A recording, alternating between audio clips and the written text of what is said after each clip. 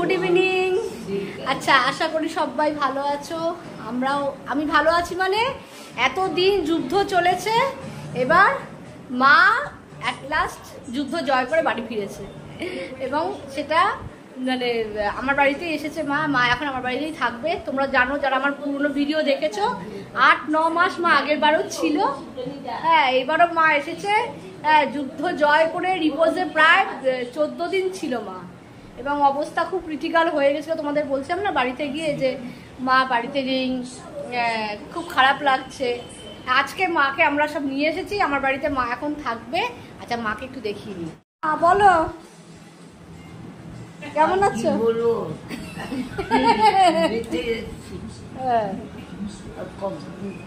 হ্যাঁ, কিচ্ছু না, এখন ভালো। মাঝে বছরে এরকম শুয়ে পড়ি। হ্যাঁ, যা জমানো স্টক থাকে জীবনে বলছে, যা টাকা স্টক থাকে সব বিক্রি হয়ে যায়, সেটাই বলছে।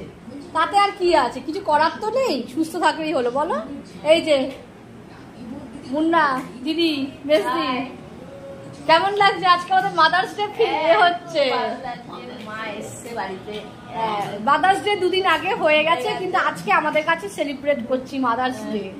আর এই যে আমার বদ্দি এবুয়া, মা ও আর একজন মা। ঠিক আছে তো মা? সবাই জানতে চাইছে তুমি কেমন আছো।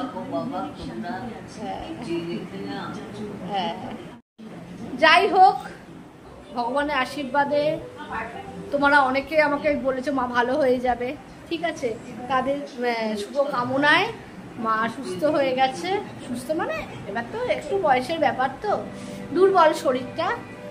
হ্যাঁ, আর মা বারে বারে বলছে, মাঝে মধ্যেই আমি এতে যাই আর আমার যা ব্যাংকে যা জমাই সব চলে যায়, সেটাই মা বলছে। টাকাটা কিচ্ছু না, টাকাটা তো মানুষ বেঁচে থাকে, টাকা আবার সে ঘুরে ফিরে আসবে। সাধারণ মানুষ আমরা, অনেকগুলো টাকাই যায়, কিন্তু কিছু করার নেই, কিচ্ছু করার নেই।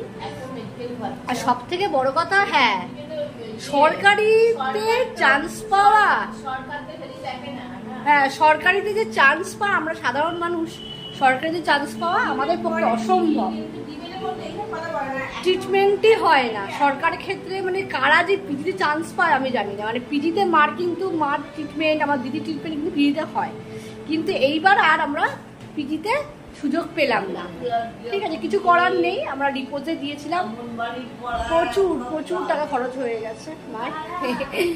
সেটাই মা ভেবে ভেবে এখন মাকে বলছি, এসব ভেবো না, ভাবলে তুমি আরো অসুস্থ হয়ে পড়বে। যাই হোক, হ্যাঁ, মা এখন আবার আমাদের নতুন এখন যুদ্ধ, যেহেতু মা এখন বাড়িতে থাকবে, এখন আমি পুরো মার নার্স, আয়া সব আমাকেই করতে হবে। তাও মা সুস্থ করেই মাকে একদম ছাড়বো আর কি। মাদের বাড়িতে প্রচণ্ড গরম, আমাদের ঘরগুলো বেশ ঠান্ডা। এই আর কি। যাই হোক, তোমাদের ইনফরমেশনটা জানিয়ে দিলাম যে মা বাড়ি ফিরে এসছে সুস্থ হয়ে। ঠিক আছে, চলো, ভালো থেকো সবাই। আবার গরম পড়বে বলছে, বাড়ির বয়স্ক মানুষদের একটু সাবধানে রেখো, তারা এসিতেও থাকতে পারবে না।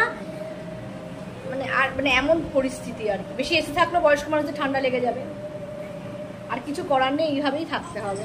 ঠিক আছে, ভালো থেকো, চলো, টাটা, বাই।